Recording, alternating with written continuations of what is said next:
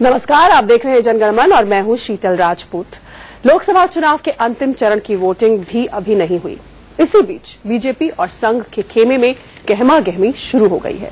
पहले नरेंद्र मोदी ने दिल्ली में संघ के दरबार में हाजिरी लगाई, बाद में बीजेपी अध्यक्ष राजनाथ सिंह आरएसएस चीफ मोहन भागवत से मिले।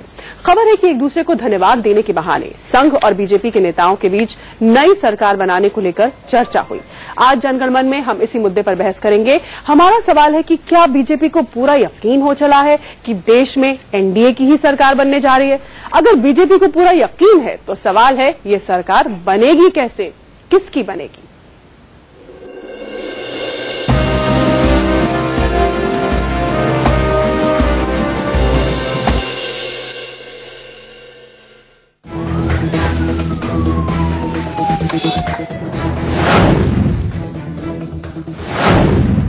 वक्त सुबह के 11:20, जगह केशव कुंज यानी दिल्ली के झंडेवालान में आरएसएस का दफ्तर। 1 घंटे की मुलाकात के बाद राजनाथ बाहर आए तो मीडियाकर्मी राज की बात जानने दौड़ पड़े। राजनाथ ने पत्रकारों को बताया कि वो चुनावों में सहयोग के लिए संघ को धन्यवाद देने आए थे। नहीं, ये तो अपना परिवार है, बराबर मिलते जुलते रहते हैं। क्योंकि सारे देश में संघ के कार्यकर्ताओं ने इस बार अथक परिश्रम किया है, तो स्वाभाविक है संघ मुख्यालय पर मैं आभार व्यक्त करने के लिए गया था। ये बात आसानी से गले नहीं उतरी और ये जानना जरूरी हो गया कि संघ बीजेपी की मुलाकात का सीक्रेट आखिर है क्या। खास तौर पर तब जब कल मोदी ने केशव कुंज में मोहन भागवत से बातचीत की और आज राजनाथ के संघ नेताओं से मुलाकात हुई जो 1 घंटे तक चली। बीजेपी के 2 दिग्गज नेताओं की बातचीत केवल धन्यवाद देने तक सीमित नहीं हो सकती। सूत्रों के मुताबिक नई सरकार को लेकर नए समीकरणों पर भी चर्चा हुई है।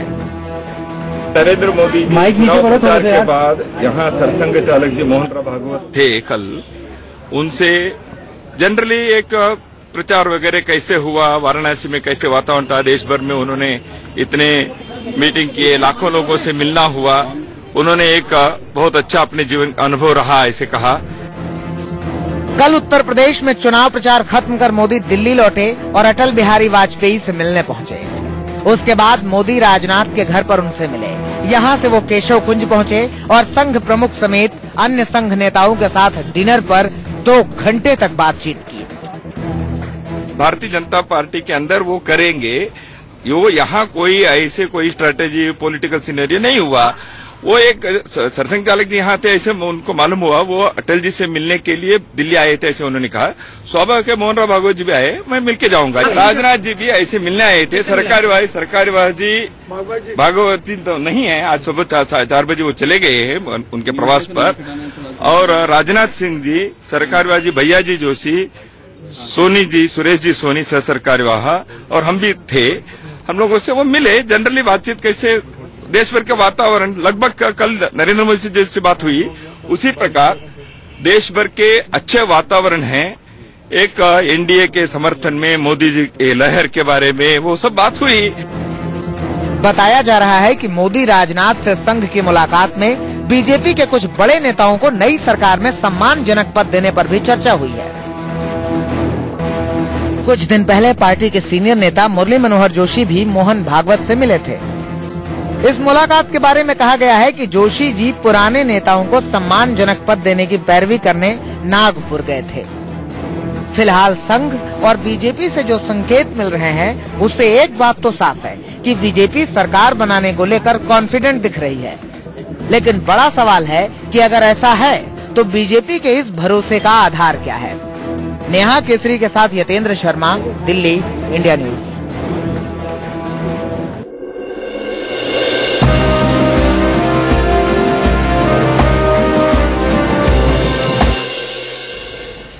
तो क्या बीजेपी को सरकार बनाने का पूरा यकीन हो चला है, और अगर यकीन हो चला है तो इसका आधार क्या है? इस पर बहस करेंगे आज हम, और हमारे साथ खास मेहमान जुड़ चुके हैं। हमारे साथ स्टूडियो में जुड़े हैं वरिष्ठ पत्रकार अवधेश कुमार, साथ ही अनिल बंसल वरिष्ठ पत्रकार हमारे साथ स्टूडियो में हैं। इसके अलावा हमारे साथ बीजेपी के नेता नलिन कोहली जुड़ चुके हैं, मीम अफसल कांग्रेस के प्रवक्ता हमारे साथ जुड़े हुए हैं, और समाजवादी पार्टी के माफ कीजिएगा जनता दल यूनाइटेड के प्रवक्ता राजीव रंजन, समाजवादी पार्टी के नेता भी हमारे साथ जुड़ेंगे, और साथ ही कुछ और लोग भी जुड़ेंगे। लेकिन मेरा पहला और सीधा सवाल जो है वो नलिन से है। नलिन, इन मुलाकातों का, ये संघ बीजेपी की मुलाकातें जो पिछले 2 रोज में हुई हैं, इसका राज क्या है, जरा जनता को बताइए।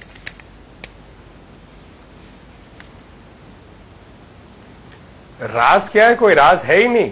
राज आप लोग ढूंढ रहे हैं, आपका अधिकार है। पहली बात तो यह है कि समाज में विचार विमर्श तो चलते ही है, और जहां तक जाकर आरएसएस के प्रमुख मोहन जी से मिलना, इसमें कौन सी बड़ी बात है। यदि चुनाव के बीच में मोदी जी जाते तब आप जो है स्टोरी चलाते कि पूरी रणनीति जो है वहीं से बन रही है, और एक तरफ जो है आरोप लगाते हैं सारे कांग्रेस और सारे लोग कि बीजेपी जो है वो हिंदुत्व चला रही है, दूसरी तरफ आप देखिए लगातार विकास की हम बात कर रहे हैं।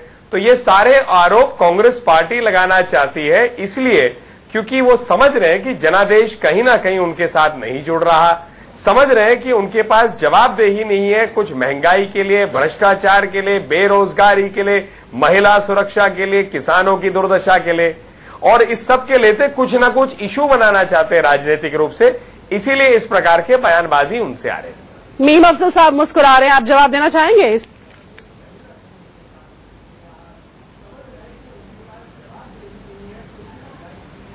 देखिए, मैं इस बात पर मुस्कुरा रहा हूं कि भारतीय जनता पार्टी कितनी जल्दी रंग बदलती है।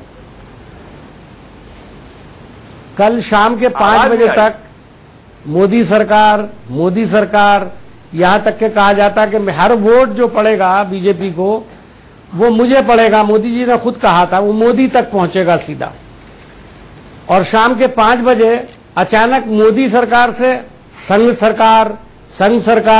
संघ सरकार का डंका बजने लगा और मशवरे शुरू हो गए। मुझे लगता है रिमोट कंट्रोल तो वहीं था पहले भी, ये तो एक मखौटा है। अब तो मुझे ऐसा लगता है कि मोदी जी मखौटा हैं, असल तो इसके संचालक जो हैं, काम करने वाले लोग जो हैं, वो संघ के लोग हैं। हमारे ऊपर एक परिवार को लेकर बड़ा आरोप लगाया जाता था कि हम लोग कांग्रेस पार्टी के लोग, नेहरू गांधी परिवार उसके साथ हैं। अब ये लोग बताएं कि ये कौन से परिवार के साथ हैं। देश ने तो अगर दिया है वोट जैसा कि भारतीय जनता पार्टी चाहती थी, और आप आगे चलकर अगर इनके हक में कुछ अच्छे रिजल्ट्स आते हैं तो सारे लोग यही कहेंगे कि मोदी के नाम पर वोट पड़ा है। तो अगर मोदी के नाम पर वोट पड़ा है तो संघ क्यों चलाएगा सरकार, ये मेरा सवाल है। नहीं तो संघ सरकार चलाएगा, इसकी आपको आशंका क्यों है? आवाज नहीं आ रही शीतल। नहीं, ये तो इस जो आप ही कह रहे हैं कि वो तो सरकार बनाने के मशवरे शुरू हो गए।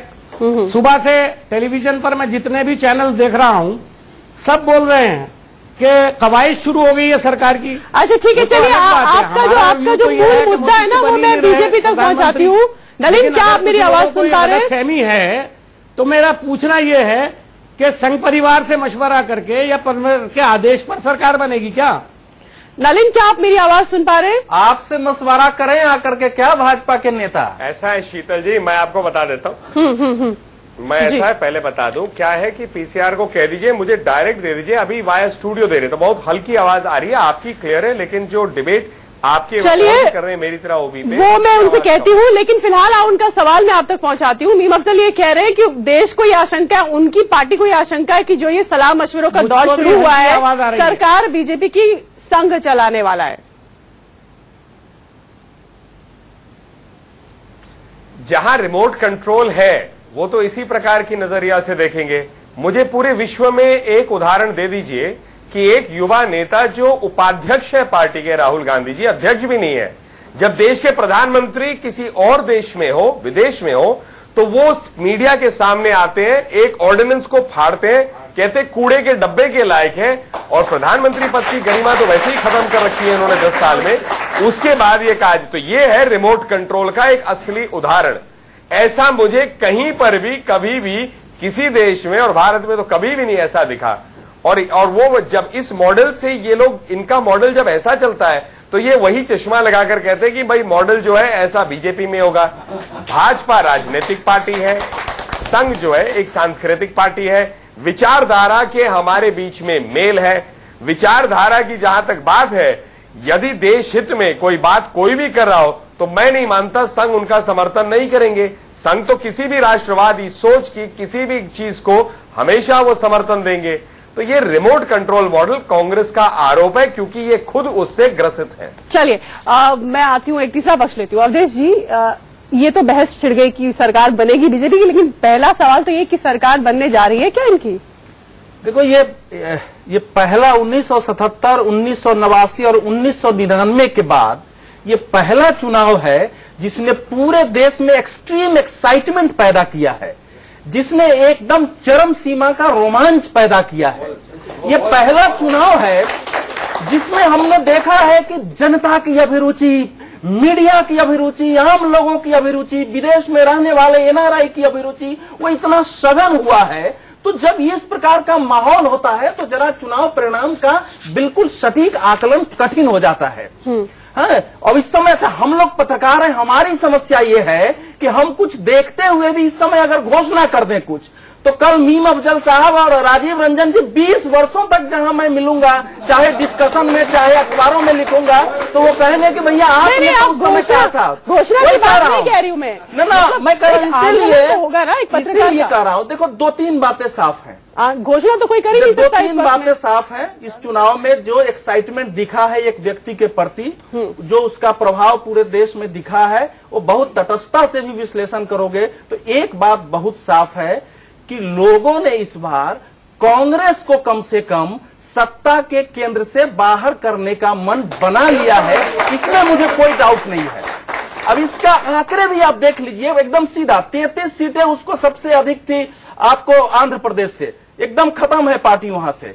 20 सीटें उसकी राजस्थान से थी, पार्टी खत्म है। 7 सीटें उसको दिल्ली की थी, यहां से वो खत्म। आप देख लो, तमिलनाडु में 8 सीटें बदौलत से थी गठजोड़ की, वो तमिलनाडु खत्म है। ममता के बदौलत 6 सीटें थी, तो आप इसी को घटा लेती हो। नहीं, लेकिन इस देश में गठजोड़ कब, कैसे, कहां हो जाए, कुछ पता नहीं। पहले तो गठजोड़ तब होता है, देखो ऐसा है ना, जो संपन्न होता है उसके साथ लोग रिश्ते गांठना चाहते हैं। जब आदमी गरीब हो जाता है, कमजोर, तो उसके घर में रिश्तेदारी लेके नहीं जाता है। आपकी रिएक्शन लूंगी। मीम अफजल साहब,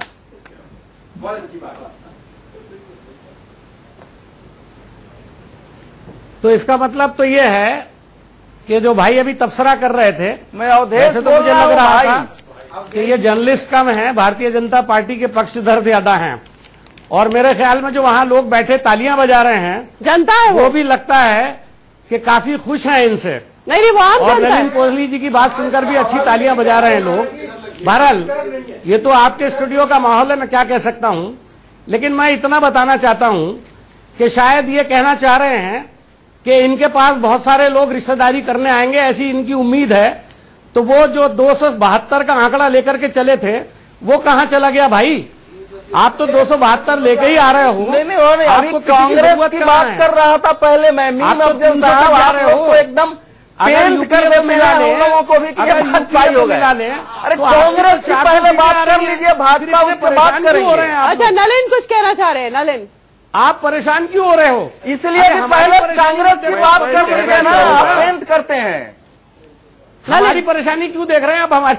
अरे भाई, हमारी परेशानी क्यों देख रहे हैं आप? अपनी परेशानी देखिए। नहीं, मेरी क्या परेशानी होगी? कांग्रेस जीते, बीजेपी जीते, आप हार गए हो। आपको तो कलम चलाना है, कलम चलाइएगा। अच्छा चलिए, नलिन कुछ कहना चाह रहे हैं, उनसे सुन लेते हैं। नलिन,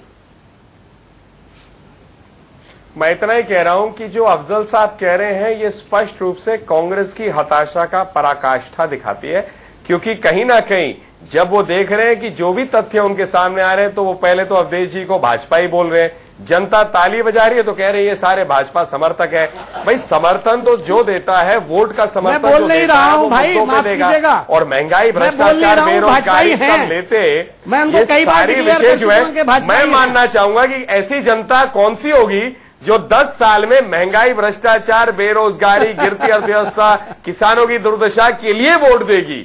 मतलब ऐसा तो कम से कम आप जनता को मत मानिए कि 10 साल के कुशासन के बाद वो आएंगे आपको वोट देने के लिए। 5 साल का मैंडेट आ चुका है। चलिए राजीव जी की बात राजीव जी कहना चाह रहे हैं। राजीव जी, लोगों को गुमराह मत कीजिए।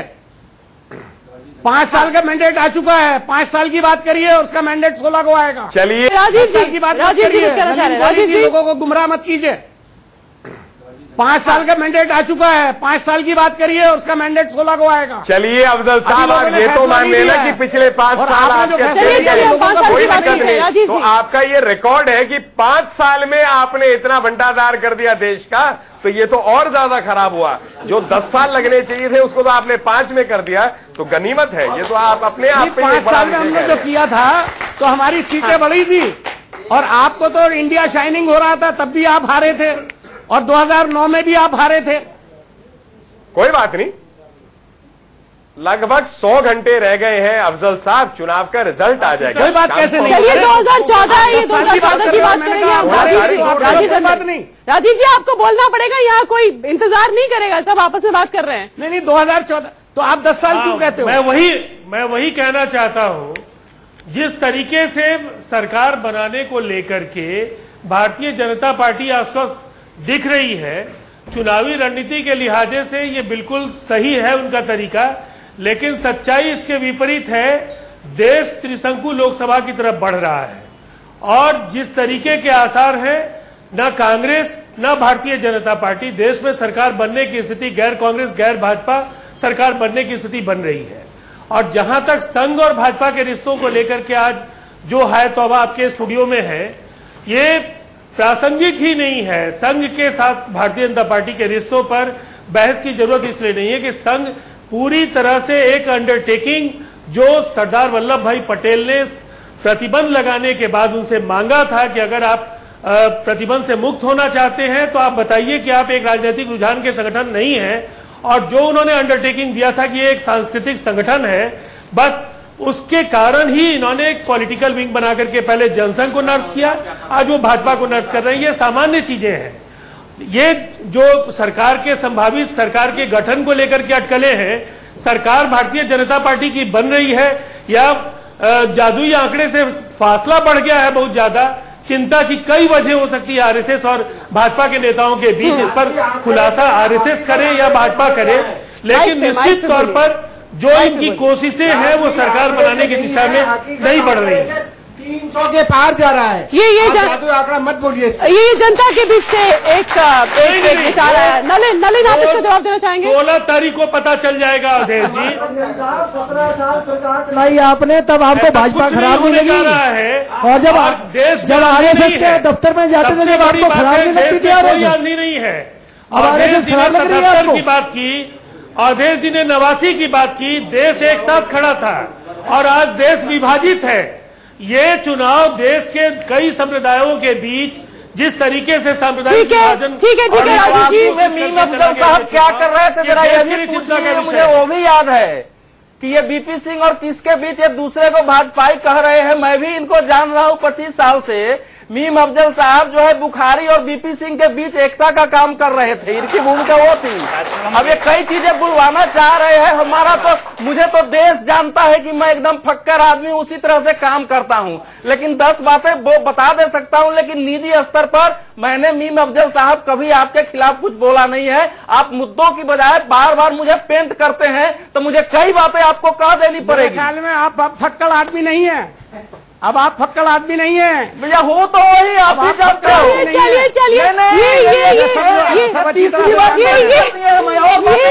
अवधेश जी, ये मंच उस समय बीपी सिंह के समय क्या कर रहे थे मीम अफजल साहब और अवधेश जी बातें बता सकता हूँ।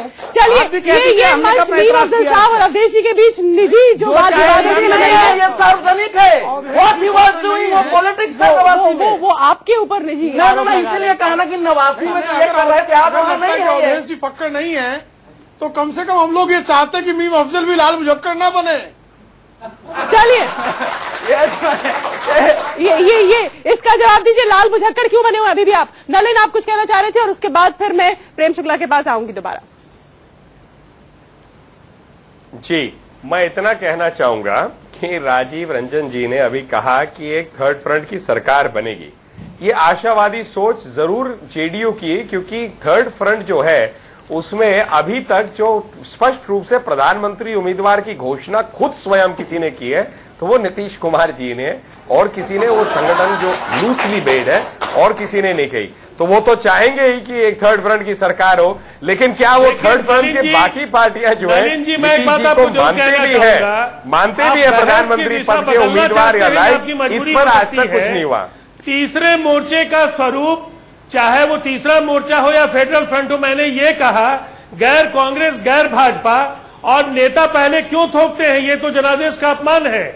अच्छा, गैर कांग्रेस गैर भाजपा हमें थोड़ा समझाइए ना राजीव जी। जनादेश का अपमान, एक मिनट मैं इतना ही कहना चाहूंगा राजीव जी कि राजीव जी नीतीश जी की इच्छा कि वो देश के प्रधानमंत्री उम्मीदवार हो, 17 साल का रिश्ता उन्होंने भाजपा के साथ तोड़ दिया। उस बीच में आरएसएस बुरा नहीं लगता था, भाजपा ही बुरे नहीं लगते थे, लेकिन उनके मन में इच्छा हुई कि मैं प्रधानमंत्री बनूं, तो उन्होंने रिश्ता तोड़ दिया। नहीं, मैं राजीव से गैर कांग्रेस और गैर भाजपा सरकार की जो बात कर रहे हैं। नलिन जी आपकी बात, आपकी हताशा बिल्कुल तो घोषणा कर दीजिए ना कि नीतीश जी प्रधानमंत्री देश की इच्छा नहीं रखते, कह दीजिए। शायद आपका नहीं रुक पाता, लेकिन मैं आपको एक बात जरूर कहना चाहता हूं, गठबंधन से बड़ा देश था और नीतीश कुमार जी ने भाजपा के साथ काम किया था अटल बिहारी वाजपेयी जी के कद्दावर और करिश्माई नेतृत्व के साथ। एक लाइन गठबंधन से बड़ा देश आपके लिए था और देश से बड़ा नीतीश जी और आपका स्वार्थ, मतलब इसमें खत्म तो कर दीजिए। भ्रष्टाचार के सवाल पर आपने जनता के साथ जो बेईमानी की है, उसके कारण इस देश के सांप्रदायिक ध्रुवीकरण की स्थिति पैदा आपने करने की कोशिश की, लेकिन इस देश की मिट्टी में जो सेक्युलरिज्म है, मैं इसका जवाब दूंगा, चैलेंज करने की हैसियत किसी राजनीतिक दल को नहीं है और आपको परिणाम वैसा ही मिलेगा। सरकार तो अंक गणित से बनेगी राजीव जी। पिछली बार परिणाम क्या मिलेगा उसको छोड़ दीजिए राजीव जी, 16 तारीख तक इस पे ना टिप्पणी करिए। और देश में सेक्युलरिज्म बढ़ता है जब डीजी अपने पुलिस के डीजी को रोकते हैं,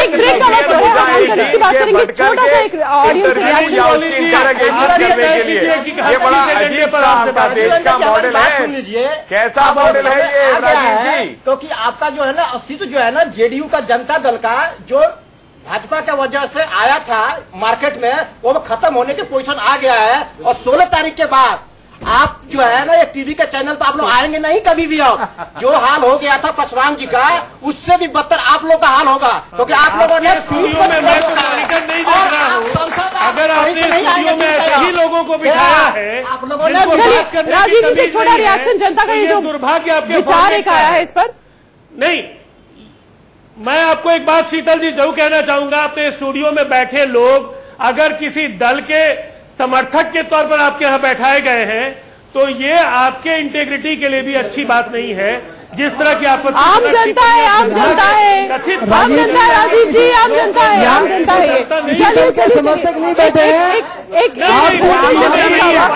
जवाब दीजिए। एक ब्रेक जिस तरह से बज रही है, ब्रेक के लिए रुकूंगी। ब्रेक के बाद भी हमारी ये बहस जो कि बेहद गर्म हो चुकी है, ये जारी रहेगी एक छोटे से ब्रेक के बाद। आप देखते रहिए इंडिया न्यूज।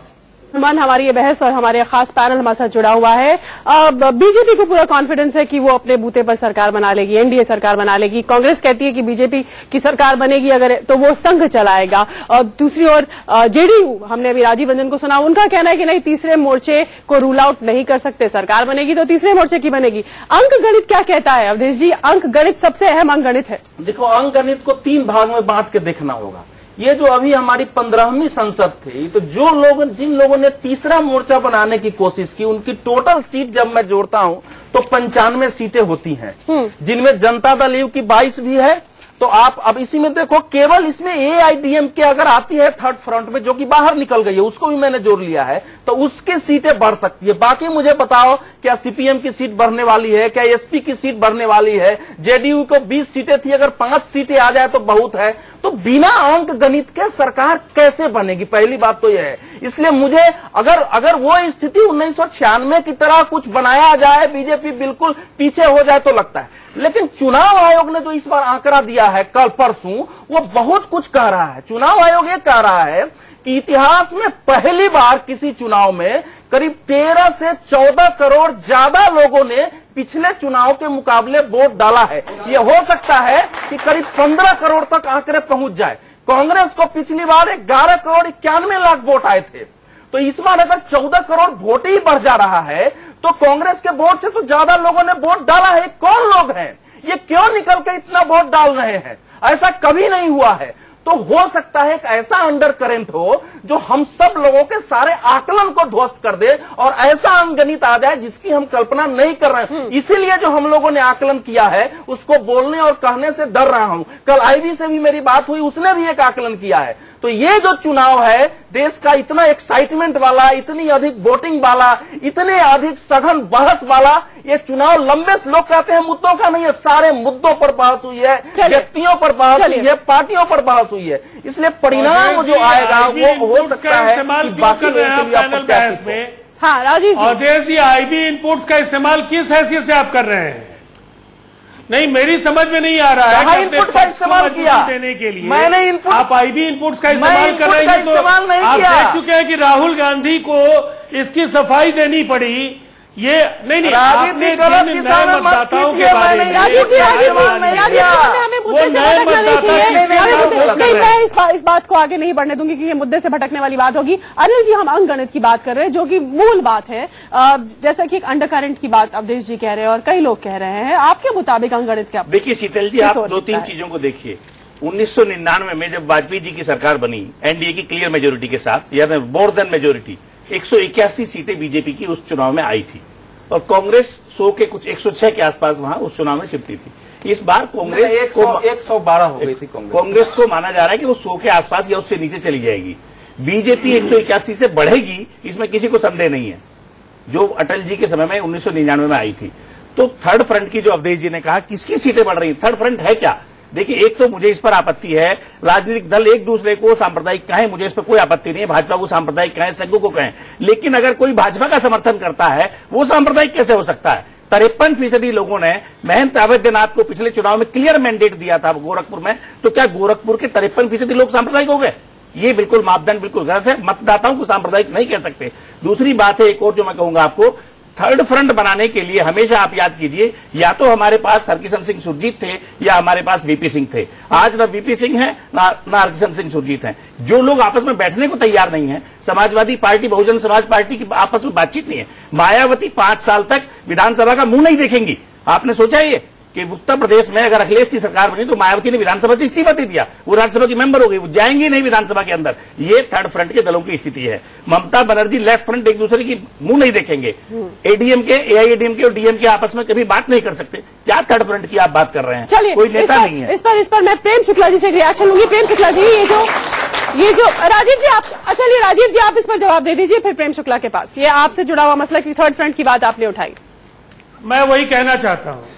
नहीं, अभी जो कुछ भी उन्होंने विश्लेषण किया, जिन स्थितियों का उन्होंने जिक्र किया, मैंने थर्ड फ्रंट को मैंने मॉडिफाई किया कि जो गैर कांग्रेस, गैर भाजपा राजनीतिक दल इस देश के हैं, उनका नाम फेडरल फ्रंट हो, थर्ड फ्रंट हो, फर्स्ट फ्रंट हो, वो एक बड़ी संख्या में आएंगे। और मेरा दावा अगर आप कहेंगे तो 140 सीटों पर एनडीए सिमट रही है और 60 सीटों पर कांग्रेस सिमट रही है, तो उसके बाद 300 से ज्यादा सीटें जो इन दोनों दलों के बाहर की जो पार्टियां हैं, उनके संख्या का जब दावे ही आधार है बहस के, तो 300 से ज्यादा सीटों की स्थिति तो हमारे जो इन दोनों दलों को छोड़कर के दल है उनका दावा बनता है। सवाल ये है कि भारतीय जनता पार्टी किसी भी परिस्थिति में एक मजबूत सरकार देने की स्थिति में देश में नहीं दिख रही है और अंतिम समय तक भी कई राज्यों में वो प्रभावी साझेदार नहीं ढूंढ पाए और सफलता का स्ट्राइक रेट जो भी प्रेम शुक्ला जी, इनका ये कहना है कि बीजेपी सहयोगी नहीं ढूंढ पाएगी, अपने बूते सरकार बनाने की कोशिश नाकाम रहेगी। तीसरा मोर्चा ही है जो कि एक उम्मीद अब दिखाई दे रही है।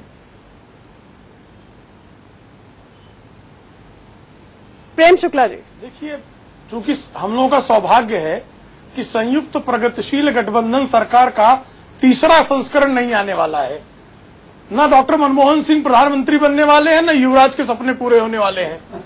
इसलिए जो है दिवा स्वप्न देखने पर किसी प्रकार का टैक्स नहीं है, क्योंकि अगर इनका तीसरा संस्करण आ जाता तो सपने देखने पर भी टैक्स लग जाते। इसलिए टैक्स पर बात कर रहे हैं आदरणीय राजीव रंजन जी। इनको ध्यान कर लेना चाहिए कि 1998 के बाद इस देश में संयुक्त मोर्चा या थर्ड फ्रंट नाम की कोई चीज एग्जिस्टिंग नहीं है। कांग्रेस की सरकार को 2004 में कम्युनिस्ट पार्टी को स्वयं हरकिशन सिंह सुरजीत को साइडलाइन करके मुलायम सिंह यादव को साइडलाइन करके कम्युनिस्टों को कांग्रेस की सरकार को समर्थन देना पड़ा। ये कम्युनिस्ट साम्यवादियों के जीवन की सबसे बड़ी मजबूरी रही होगी, क्योंकि पश्चिम बंगाल में और केरल में उनको लड़ना कांग्रेस से है, भारतीय जनता पार्टी से नहीं लड़ना है। फिर भी उनको कांग्रेस की सरकार को समर्थन देना पड़ा। परिणाम ये हुआ कि वो केरल से भी साफ हो गए, वो पश्चिम बंगाल से भी साफ हो गए। तो इस देश में तीसरे मोर्चे के घटक दलों में जनता दल समेत ऐसे बहुत सारे, जनता दल यूनाइटेड समेत ऐसे बहुत सारे दल हैं जो वो अपनी प्रांतीय सीमा में एक दूसरे प्रांतीय दलों से भिड़े पड़े हैं। उनको केंद्र में कोई एक साथी चाहिए। जैसे लालू जी का नेतृत्व नीतीश जी स्वीकार कर सकते हैं क्या? उनको शरद यादव जी का नेतृत्व स्वीकार नहीं हो रहा है। शरद यादव जी ने कुछ दिन पहले एक बयान दिया और बयान जो था उसने कहा कि लालू जी, नीतीश जी ने समान रूप से जातियों पर राजनीति की। परिणाम ये हुआ कि ये लालकृष्ण आडवाणी कुछ बयान दे देते थे तो उस पर मोदी जी को ऑथोरिटेरियन कहते थे।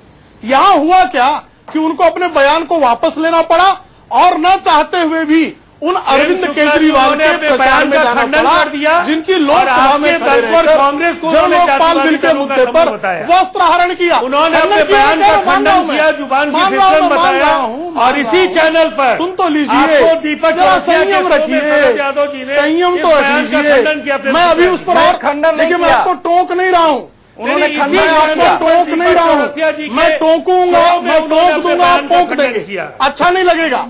मैं टोक दूंगा, आप पोंक देंगे, अच्छा नहीं लगेगा, शो पूरी तरह से खराब हो जाएगा। चलिए चलिए चलिए, हमें शो को आगे बढ़ाना, खराब नहीं करना है। नलिन से पूछना चाहूंगी, नलिन हर कोई एक अंडर करंट की बात कर रहा है, हर कोई एक लेयर की बात कर रहा है, लेकिन प्रैक्टिकली अगर आप सोचें और देखें तो आपके पास आंकड़े पूरे तो पूरे आपको आते दिख नहीं रहे हैं। तो फिर ये जो अंडर करंट है इसको अमली जामा कैसे पहनाया जाएगा? सहयोगी कहां से बटोरे जाएंगे? शीतल जी, मैं इसका कोई जवाब नहीं दूंगा। 16 तारीख को रिजल्ट आ रहे हैं, तब तक हम प्रतीक्षा कर लेते हैं।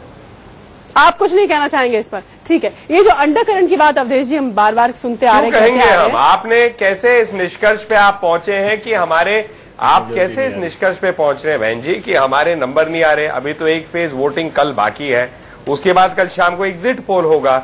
एग्जिट पोल कुछ संकेत देता है और 16 को नतीजे आ जाएंगे। तो ये अभी मान लेना वोटर पूरे वोट ना डाले और आपसे ये हम मान लेना ये निष्कर्ष कि हमारे नंबर्स नहीं आ रहे। नहीं भाई, आप पत्रकार हैं, आपसे बुलवाने के लिए क्वेश्चन किया गया है। आप पत्रकार रहे हो, आपसे बुलवाने के लिए उल्टा सीधा क्वेश्चन किया जाता है। हम लोग क्यों मान लें किसी की सरकार आ रही है नहीं आ रही है? वो तो केवल आप बोले इसलिए। इसका अवधेश भाई इतना ही कहूंगा, अवधेश भाई अब तो मैं पत्रकार रहा नहीं, जब इस तरफ आ गया तो मेरा बोलने का अंदाज थोड़ा बदल जाता है। मैं इसको स्पष्ट कह रहा हूं और बिल्कुल अच्छे आप ही के तर्कों को आगे बढ़ाते हुए कहता हूं कि जब 13 करोड़ 14 करोड़ अधिक लोग वोट कर रहे हैं, जो इसी के आंकड़े हैं, और जब हर रैली में लाखों लोग मोदी जी के साथ जुड़ रहे हैं, राहुल जी की वर्धा की रैली जैसे रैलियों में उनको कहना पड़ता है जनता को रुक जाइए, मेरी बात सुन जाइए, तो मुझे लगता है स्पष्ट रूप से देश में जनादेश किस तरफ जा रहा है वो स्पष्ट है। चलिए, आप कॉन्फिडेंट हैं और इसीलिए पीछे की सुगबुगाहट भी शुरू हो गई है, हलचल भी शुरू हो गई है, सरकार बनाने की बातें भी बननी शुरू हो गई हैं। मीम अफजल साहब इस पर रिएक्ट करना चाह रहे थे, उन्होंने हाथ उठाया था। आपके पास आऊंगी। चलिए, बहुत बहुत शुक्रिया। आपको ख्याल आया कि मैं भी बैठा हुआ हूं यहाँ पर। मैं सिर्फ ये कहूंगा कि अभी राजीव रंजन जी ने भी एक जुमला कहा और उन्होंने बताया कि कांग्रेस की 60 आ रही है, 140 आ रही हैं। तो मेरे पास इतना ही कमेंट है ऑफर करने के लिए कि भारतीय जनता पार्टी खुशफहमी का शिकार है और राजीव रंजन जी गलतफहमी का शिकार हैं। दोनों में से किसी की भी इतनी सीटें नहीं आ रही। ताली बजाइए, अच्छा बोल। मैं समझता हूँ आपके लिए भी ताली बजी है। 40 से ज्यादा। मीम अफजल साहब, आप जनता पे सवाल उठा रहे थे, लेकिन ताली आपके पर भी बजी है। अब जिन लोगों नहीं, मैं जनता का बहुत शुक्रगुजार हूं, लेकिन मैं देख रहा था कि मनोबल बहुत बढ़ा रहे थे भारतीय जनता पार्टी का जो ताली बजाने वाले लोग हैं। नहीं, अब जनता आपके और जब भी हमारे नलिन कोहली जी बोलते थे तो उनके हर जुमले पे ताली बजती थी, अवधेश जी के हर जुमले पे ताली बजती थी। मैं उनका शुक्रगुजार हूँ, मेरी कोई बात उन्हें पसंद आ गई, एक दो ताली उन्होंने एक बार फिर से ताली हो जाए, लेकिन मैं ताली तो बजाएगी 16 तारीख को जनता। और ये ध्यान में रखिए कि ताली बजाने में और ताली पटकने में बहुत फर्क होता है। 20 तारीख तक मैं बताऊंगा कौन ताली बजा रहा है और कौन ताली पटक रहा है। कुछ और सुन लीजिए, कुछ और सुन लीजिए। मैं सिर्फ इतना कहना चाहता हूं कि नरेंद्र मोदी जी प्रधानमंत्री नहीं बन रहे हैं, नरेंद्र मोदी जी प्रधानमंत्री नहीं बन रहे हैं और यूपीए की सरकार बनेगी। अभी इस पर भी ताली बजाएंगे लोग। चलिए हो सकता है मैं आपको कहना चाहता हूँ यूपीए की सरकार बनेगी। 4 साल से आपकी यही आशा है, आपकी आशा जिंदा है, इसलिए मुबारक। ऐसा है मैं आज कहना चाहूंगा कि जो इन्होंने गलत फहमी, अरे आप मुझे बताइए, अति आशावादी सोच मानता हूं। और मैं इतना कहना चाहूंगा अफजल साहब भी अति आशावादी व्यक्ति है, उसमें कोई दिक्कत नहीं है। वो वोटों की कम चिंता कर रहे हैं, तालियों की चिंता ज्यादा कर रहे हैं। एक ताली उनको प्लीज सुना दीजिए, हमें रखनी चाहिए।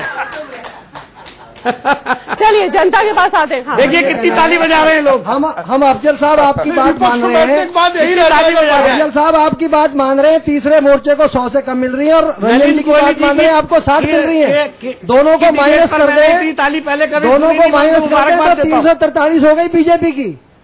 उसका क्या करेंगे आप बताएं, इस हिसाब को कैसे लगाएंगे? बीजेपी को 300 से 350 तो आप दोनों के हिसाब से मिल रही है सीटें।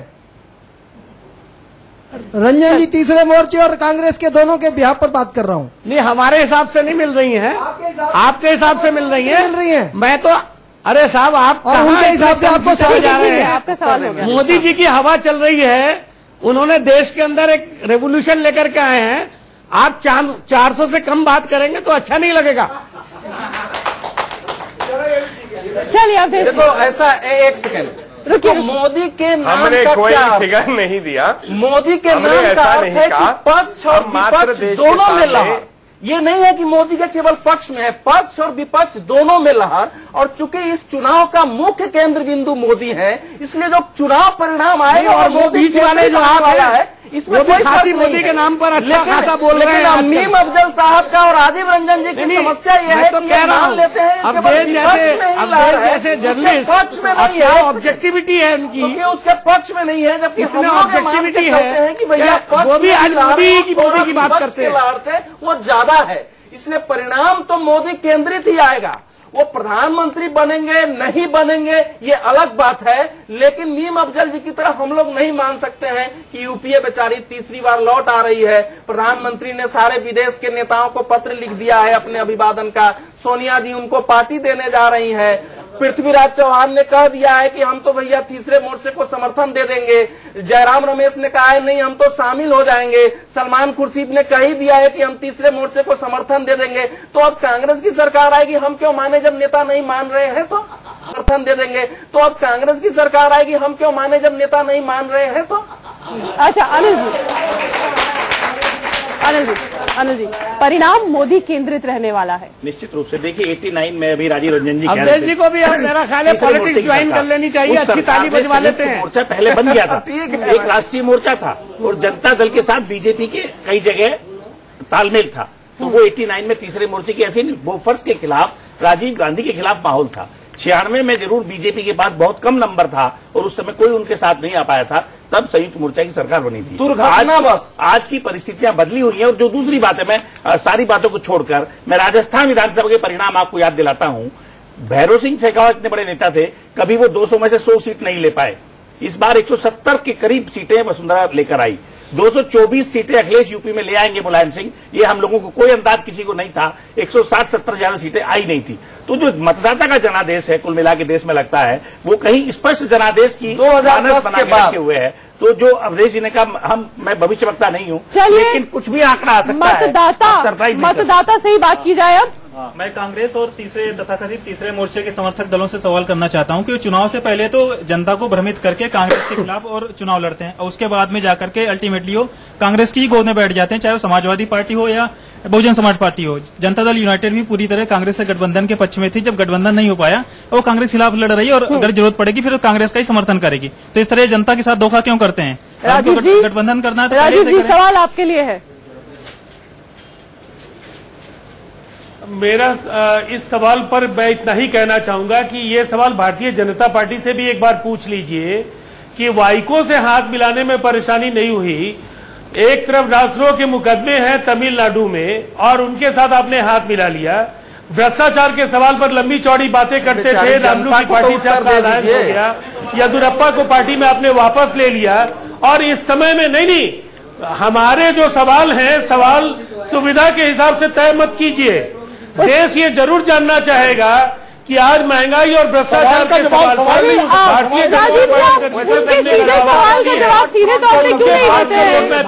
आप सवाल के बदले में सवाल पूछ रहे हैं, आपने सवाल के बदले में सवाल पूछा। देखिए, मैं सबसे बड़ा सवाल ये, आज पूरी तरह से राष्ट्रीय मोर्चा जो 1989 की बात उन्होंने बताई, निश्चित तौर पर उस समय लेफ्ट और भारतीय जनता पार्टी, जनता दल, ये सबने मिलकर के कांग्रेस के सफाए में मिलकर के काम किया था। कमोबेश देश आज एक बार फिर से गैर कांग्रेस भाजपा एक बड़े कन्फेडरेशन के तौर पर, एक बड़े जंगी गठजोड़ के तौर पर बढ़ता जा रहा है और इन दोनों को जनता नकार करके उस विकल्प की तरफ देख रही है, इसलिए कि उसमें माटी की खुशबू है और देश के तमाम क्षेत्रीय दल और जो वाम जनवादी ताकतें हैं, कमोबेश वही देश में इस फेडरल स्ट्रक्चर के अनुरूप नेतृत्व दे सकते हैं। ये बात आज देश की जनता ने चलिए वक्त हमारे पास खत्म हो रहा है। आपसे क्विक रिएक्शन है, फिर अफजल साहब कुछ कहना चाहते हैं। मैं एक लाइन में कहना चाहूंगा कुछ, यही एक मैं इतना कहना चाहूंगा कि राजीव रंजन जी जो है, मैं कुछ कह दूं राजीव जी, आपका सुन लिया हमने, मैं इतना ही इसके जवाब में कहना चाहूंगा कि राजीव रंजन जी को अधिकार है भावनाओं पे बात करने के लिए, अपनी इच्छाओं के आधार पे बात करने के लिए, लेकिन तथ्य ऐसे लगातार आप देख लीजिए। 84 में भी जब भाजपा की केवल 2 सीटें थी तो भाजपा कांग्रेस हमेशा 272 से ऊपर रहे हैं और ये हर चुनाव में रहा है सन 80 से लेके और आज तक। तो ये जो बोलते हैं कि गैर कांग्रेस गैर भाजपा की सरकार बनेगी, ये इस देश में आज तक इसलिए नहीं हुआ है क्योंकि किसी भी राज्य में, और कई ऐसे राज्य हैं जहां 2 पार्टियां एक साथ नहीं बैठ सकते, जैसे राजीव जी लालू जी के साथ उनकी पार्टी नहीं बैठ सकती, मायावती जी और समाजवादी पार्टी साथ नहीं हो सकते, लेफ्ट और तृणमूल साथ नहीं हो सकते, चंद्रबाबू नायडू जी और कांग्रेस साथ नहीं हो सकते, ओम प्रकाश चौटाला जी, एजीपी जैसे अन्य पार्टियां कभी भी कांग्रेस के साथ नहीं जाती, ना कि बीजेडी की भी यही कहानी है। तो ऐसा है, सरकार संयुक्त जो थर्ड फ्रंट की बात है तभी संभव है जब कांग्रेस का उनको समर्थन मिलेगा, और मुझे लगता है ये बैकडोर एंट्री की एक प्लानिंग है, वो भी इस चुनाव में असंभव है। जनादेश के स्पष्ट संकेत लगातार मिल रहे हैं, लेकिन हम 16 तारीख का इंतजार करेंगे क्योंकि तब ये जनादेश सबको पता खत्म हो रहा है। फटाफट एक रिएक्शन मीम अफजल साहब से, प्रेम शुक्ला जी से, और फिर मुझे शो खत्म करना है। तेरा इंतजार करेंगे हम कयामत तक। जी मीम अफजल साहब। देखिए, मैं सिर्फ एक बात कहूंगा कि अभी आपने कहा कि कांग्रेस के साथ सब मिल जाते हैं, ये बात सही भी है। पहली बात तो नलिन जी को मैं बताऊंगा कि एक वक्त में मायावती और समाजवादी पार्टी दोनों ने कांग्रेस को सपोर्ट किया था, तो उनका कहना ये किसी हद तक मुझे ठीक नहीं लगता कि ये 2 लोग जो हैं कभी एक साथ नहीं आएंगे। मैं इसके अलावा एक बात और बता दूं, तो सीबीआई अब जो होगा फ्यूचर में वो तो बात की बात है। नहीं, पर वो थर्ड फ्रंट अभी नहीं 2 रोज पहले अफजल साहब खुद सुन लीजिए, अभी 2 रोज पहले खुद मोदी जी ने यह कहा, जब उनसे पूछा गया कि आप तो मायावती जी के और ममता बनर्जी के बड़ा खिलाफ बोल रहे हैं चुनाव में, तो आप बाद में अगर आपको इनके समर्थन की जरूरत पड़ी तो क्या करेंगे? तो मोदी जी ने क्या जवाब दिया था, याद होगा आपको। उन्होंने कहा था इलेक्शन में कटाश थोड़ी हो जाती है, इधर उधर जुमले हो जाते हैं, मुझे तो सरकार चलानी है और मैं ये देखूंगा कि सबको साथ लेकर के चलें। तो मुझे ऐसा लगता है भारतीय जनता पार्टी के जो सबसे बड़े नेता हैं उन्होंने इसी वक्त अपनी ये हार मान ली कि वो पावर में नहीं आ रहे। के मुद्दे हैं वो सभी देते हैं, हमने भी आपको दिया है, इसमें कोई गलत बात नहीं। तो मोदी जी अगर ये उम्मीद कर सकते हैं तो बाकी लोगों पर एतराज किस लिए है? ठीक है प्रेम शुक्ला जी। देखिए, इस चुनाव की खूबसूरती को समझना होगा, इस चुनाव की खूबसूरती को समझना होगा कि पहला चुनाव जिसे प्रधानमंत्री पद का एक उम्मीदवार 23 करोड़ लोगों से सीधे संपर्क में जाता है, उसका परिणाम है कि मतदान बहुत जबरदस्त 10 करोड़ से अधिक संख्या में बढ़ा है। इसलिए इसका परिणाम ये होगा कि पहली बार लोकतंत्र को सुदृढ़ कर पहली बार एक जबरदस्त कांग्रेस विरोधी, व्यवस्था विरोधी जनादेश आने जा रहा है और ये जनादेश साफ दिखाई दे रहा है। बावजूद इसके जो इस जनादेश के कारण जो है विपक्ष में फेंक दिए जाने को मजबूर हैं, वो कम से कम 5 दिन तक जो है वो दिवा स्वप्न में जीने के अधिकारी हैं। चलिए प्रेम शुक्ला जी, मीम अफजल साहब, नलिन, राजीव रंजन, अवधेश जी, अनिल और सभी जनता का हमारे साथ जुड़ने के लिए धन्यवाद। कांग्रेस को उम्मीद है यूपीए 3 की, जेडीयू कहती है कि तीसरा मोर्चा सरकार बनाएगा और बीजेपी कहती है कि एनडीए ही सरकार बनाएगी।